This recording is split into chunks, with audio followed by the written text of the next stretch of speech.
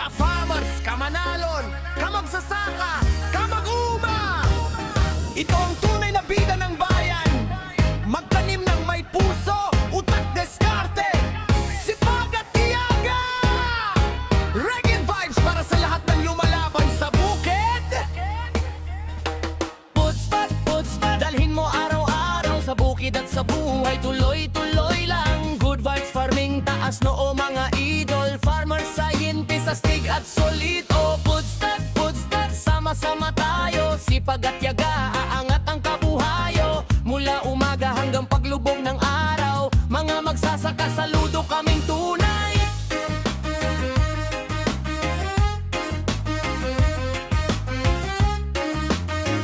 Ka-farmers, ayan, hindi pa tayo nagabono dahil malakas yung sikat ng araw at konti pa yung tubig ng sakahan po natin. Para konti yung losses, mamayang hapon na lang tayo mag-aabono. Yung walang hamog, yung pa rin sakto na walang hamog yung dahon ng ating palay. Yan, iabonan natin mamaya yan. Tapos punta tayo dun sa dulo, tignan natin kung may may tubig na. Napakaganda yung yan, yung vigority ng palay natin na jackpot 102 na drone direct seeding ng LGU at di Malig Isabela kasama ang di Region 2. Ito yung jackpot 102 na hybrid ng Leeds Agri Company. Ayan, napakaganda. Okay, nasa active tillering stage po tayo. Kalakasan yan sa tillering stage. Napakainam na magbibitaw tayo ng may mataas na potassium, sulfur at phosphorus at may konting N para iwas lodging. Matigas pa rin yung palay natin, hindi basta-basta matutumba, matigas yung dahon at puno at hindi atakihin ng mga mapanirang insekto at hindi ganun na madaling magkasakit. Ganda. Tara dun sa dulo kung may tubig at pwede na nating abunuhan mamaya alas 3. Tignan ko kung may papakita ko pa rin sa inyo. Risk rin po. Matagal pa magsuwi. Yan palay po natin. Makapagsuwi lang yan ng tig sa 10 ay marami na dahil direct seeding po yan. Mas malapit yung pagitan. Before may 20 kilos rate per hectares. Good morning mga ka-farmers, kamanalon, kamagsasaka, kamabuuma. Ayan, at nagpapatubig tayo ngayon dun sa taas. At tingnan natin kung mapapatubigan natin yan. Medyo mahina yung tubig irrigation. Tapos ito, unang pinitak may tubig konti ito. Manaka-naka, pwede nating abunuhan mamaya ito. Pero yung rule natin, kailangan walang basa. May basa pa yung dulo. Okay? Dahil makapal na, iwasan ninyo, ulitin natin na mag-abono na may basa yung dahon para hindi ma-burn effect, masunog ng abono. Okay? Walang tubig kon ngayon. Yan. Tuuwi muna tayo habang may konting napapaakyat tayo doon. Unahin natin yung nasa taas. Kahit matubigan lang yun para makahabol, medyo nauhuli na yung nasa malapit sa ilog, gubat. Ito yung abono natin. Bali, dinivide ko na 16-20-0. Ayan, 16-20-0 13S with 13S. Tapos isang triple 14, tatlong 16-20. Yan yung i-apply natin sa second application natin dahil wala nga tayong nakuhang urea. Naubusan po tayo ng urea. Kapilitan na yan lang yung ilalagay po natin. Tapos sa top dressing na lang natin ay bibili na lang po tayo ng sulfate.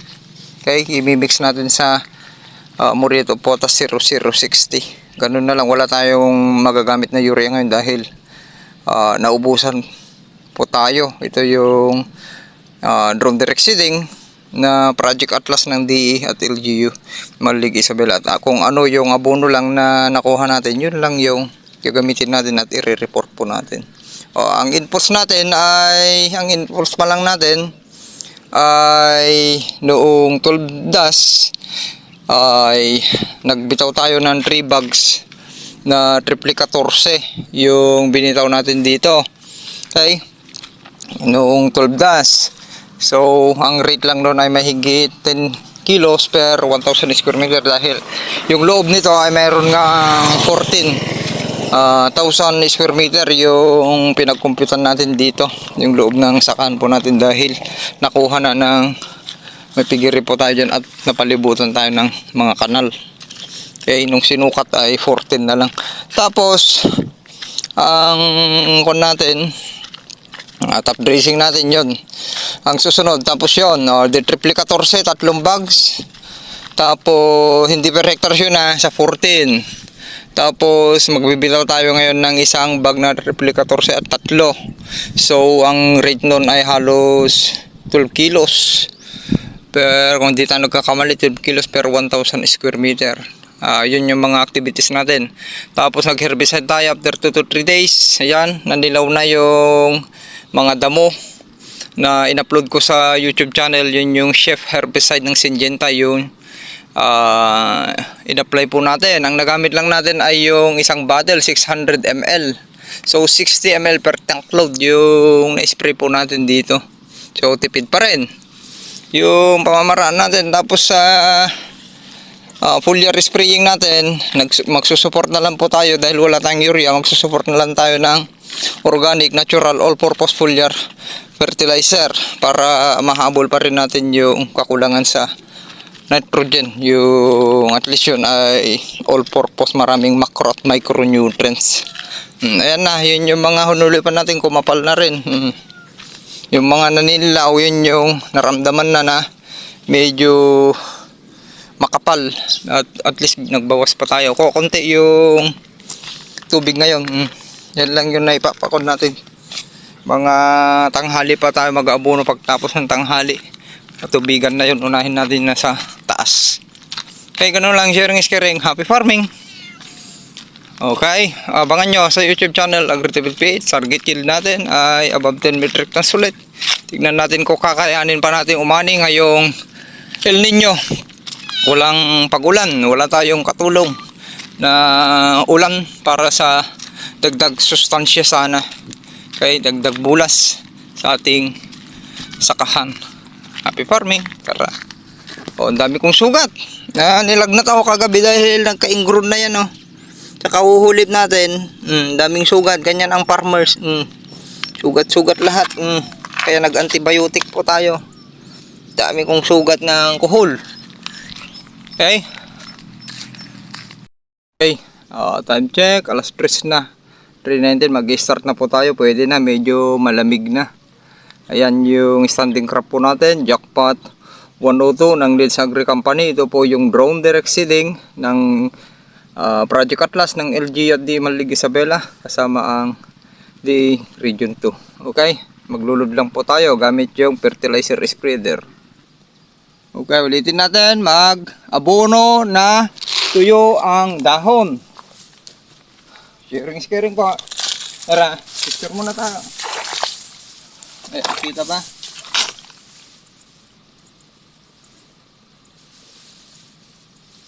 Okay. Tara.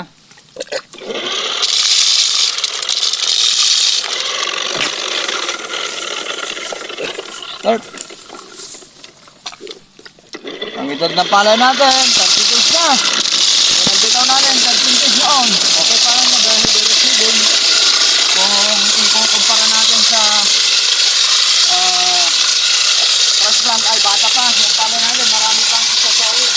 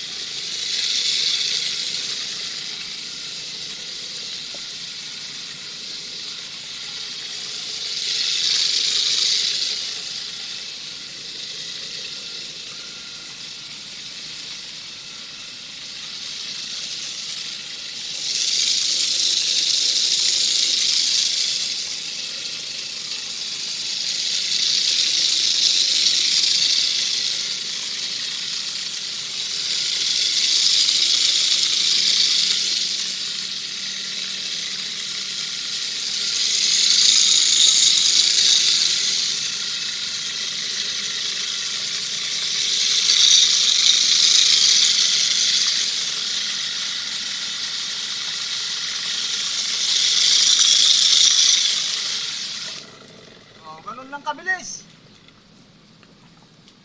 Tapos na ang 1,000 square meter. Tapos na sa 800.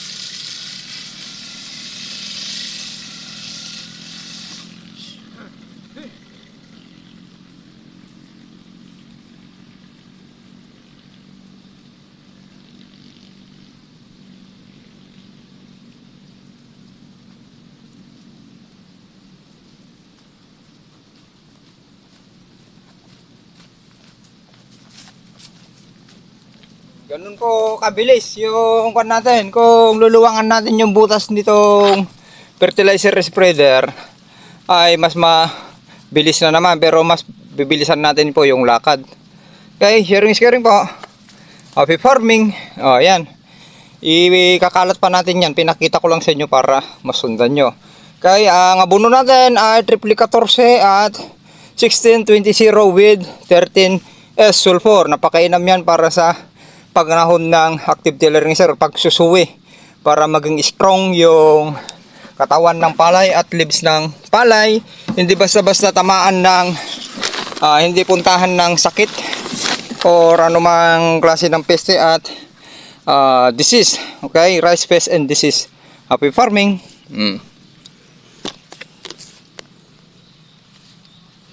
Cut po. Good morning! Mga farmersiantes, ka-farmers, kamanalon, kamagsasaka, kamag-uma! Ito ang tunay na bida ng bayan. Magtanim ng may puso, utak, deskarte, sipag at tiyaga! Reggae vibes para sa lahat ng lumalaban sa bukid. Puts, dalhin mo araw-araw sa bukid at sa buhay. Tuloy-tuloy lang. Good vibes farming, taas noo mga idol. Farmer, scientist, astig at solid. O puts, sama-sama tayo. Sipag at yaga, aangat ang kabuhayo. Mula umaga hanggang paglubog ng araw. Mga magsasaka, saludo kaming tunay.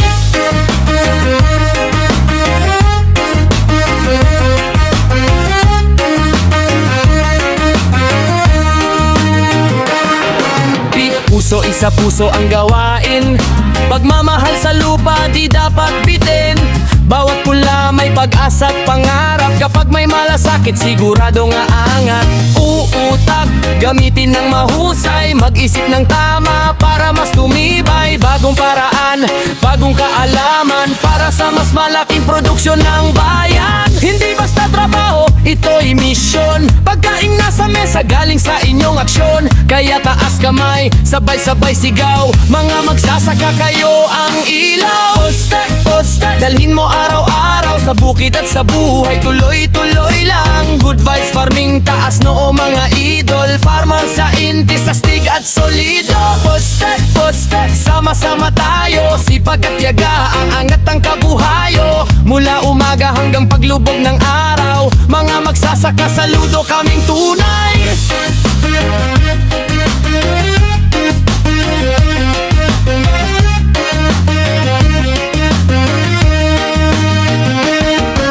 Diskarte para bumilis ang gawa, diskarte sa taniman para iwas sa berya.